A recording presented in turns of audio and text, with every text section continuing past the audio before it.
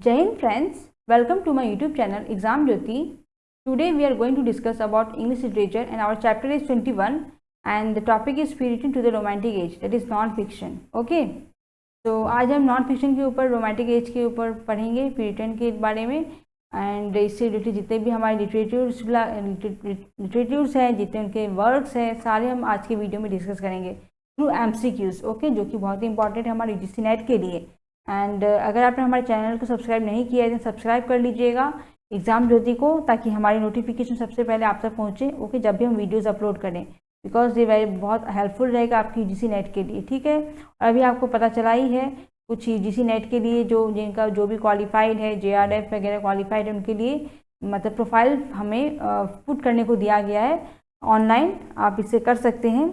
Website आपको उसमें मिल जाएगा, गूगल में सर्च करिएगा. ठीक है, तो UGC नेट ने अभी रिसेंटली मतलब उन्होंने ऑर्गेनाइज किया एक पोर्टल टाइप, उसमें आप जाकर अपने प्रोफाइल को अपलोड कर सकते हैं.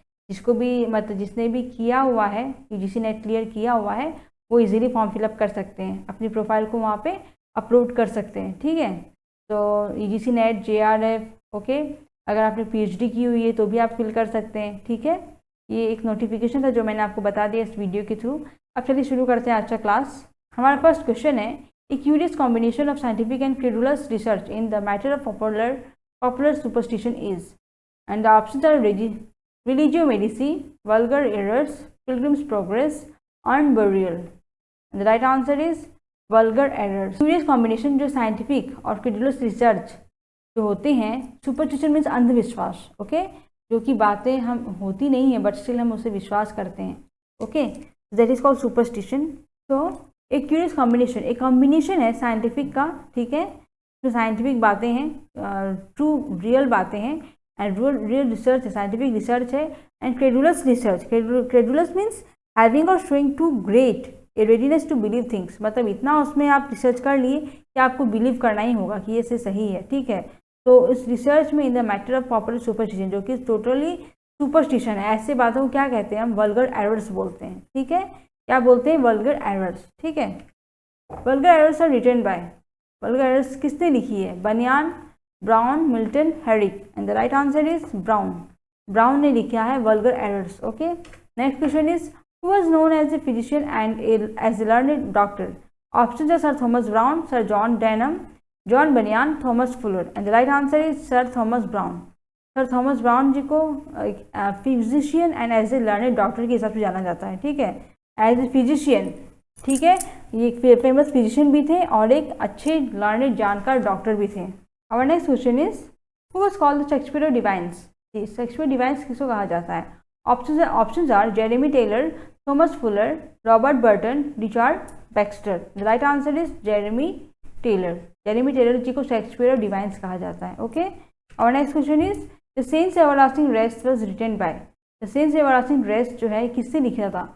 Isaac Walton, Richard Baxter, Jeremy Taylor, Thomas Fuller. And the right answer is Richard Baxter. Okay, Richard Baxter ji ने लिखा था the saints everlasting rest. Okay, our next question is, in Thomas Hobbes book entitled Leviathan, the word Leviathan means refers to. Leviathan किसको refer करता है? Options are, Leviathan is a monster, Leviathan is a huge ocean, Leviathan is a huge mammal created by God. And the last option is both A and C, that means this one and this one. The right answer is C number. Leviathan is a huge mammal created by God. इसे भगवान जी के द्वारा create किया गया था. ये एक बहुत बड़ा विशाल एक मैमल था. ठीक है, जिसे लेविथियन का रूप दिया गया है. Okay, next question is, which out of the following books was written by busy physician, a supposedly scientific man at that time? Options are Holy Living, Paradise Lost, Religio Medici, The Complete Angler. And the right answer is Religio Medici. ठीक है, तो कौन सा book है जो कि बहुत busy physicians के द्वारा लिखा गया है? इस suppose scientific man at the time, जो कि उस समय के साइंटिफिक मैन कहा जाता है. तो दैट इज रिलीजियो मेडिसी. ठीक है, और next question is, which work is called by Hallam as the first player for tolerance in the religion on a comprehensive basis and on deep seated foundations?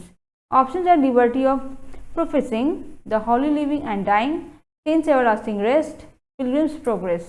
Right answer is liberty of professing. तो कौन सा work है हरम जी के द्वारा लिखा गया, जो कि पहला टॉलरेंस यानी बियर करने वाला, सहन करने वाला रिलीजन को लेकर, धर्म को लेकर उसके ऊपर बहुत ही बेसिस करके बहुत सारी बातें, फाउंडेशन, बहुत सारी बातें उसको लेकर लिखी गई है, जो कि नाम है हमारा लिबर्टी ऑफ प्रोफेसिंग। ठीक है। और next question is in how many parts is Leviathan by Thomas Hobbes divided. Thomas Hobbes ji के द्वारा जो लेविथिन लिखा गया कितने पार्ट्स में डिवाइडेड है? 2, 3, 4, 5। Right answer is 4। 4 पार्ट में लिखी गई है। ठीक है। लेविथिन, लेविथिन क्या है? एक ह्यूज मार्बल है जिसे भगवान जी ने खुद बनाया है। Okay. Next question is elements of law is a work by the Puritan age prose writer and the options are Thomas Hobbes, Robert Burton, Izaak Walton, Jeremy Taylor. And right answer is Thomas Hobbes. Elements of law किसने लिखी है? Thomas Hobbes जी ने लिखी हुई है। ठीक है। और next question is the Puritan age prose writer Jeremy Taylor has written. Jeremy Taylor ji ने क्या लिखी हुई है? Options are Church history of Britain, the rule and exercises of holy dying, a call for the unconverted, the gardens of Cyprus. And the right answer is the church history of Britain.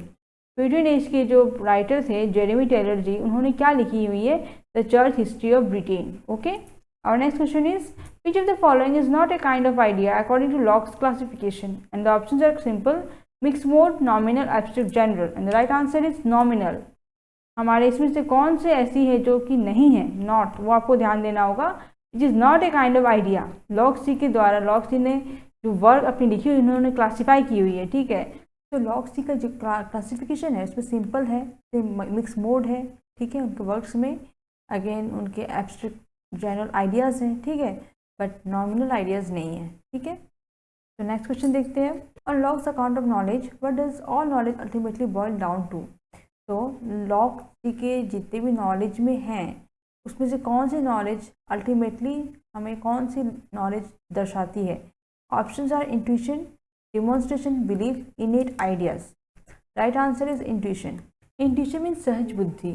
Intuition means the feeling or understanding that makes you believe or know that something is true without being able to explain why. ठीक है। आप किसी भी बात को easily तरीके से आप समझ सकते हैं, सहज बुद्धि। ओके।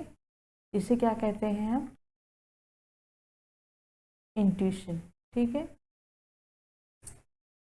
तो उनका जो लॉक जी का जितना भी नॉलेज था वो फाइनली सहज बुद्धि टाइप में आ जाता था। ओके।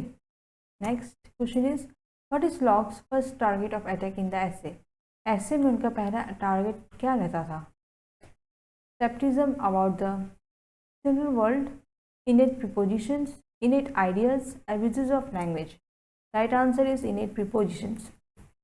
उनका पहला टारगेट क्या रहता था ऐसे में? innate prepositions। वो क्या डाल सकते हैं? ठीक है। Next question is on Locke's theory of meaning to what do words refer. Options are objects, real essences, categories, ideas. Right answer is ideas. Locke ji का जो थ्योरी था मीनिंग का, उसमें वर्ड्स क्या रेफर करते थे? तो वर्ड्स मीन्स जितने भी वो वर्डिंग्स वगैरह डालते थे वो अपने आइडियाज़ को एक्सप्रेस करते थे। ठीक है। Next question is which is the following would Locke consider a possible object of knowledge in the strictest sense. तो स्ट्रिक्टेस्ट सेंस में वो कौन से नॉलेज को, कौन से ऑब्जेक्ट को ज़्यादा वो ध्यान देते थे, कंसिडर करते थे? ठीक है। Options are microstructure of gold, geometry, ancient Greek philosophy. And last option is existence of an external world. The right answer is geometry.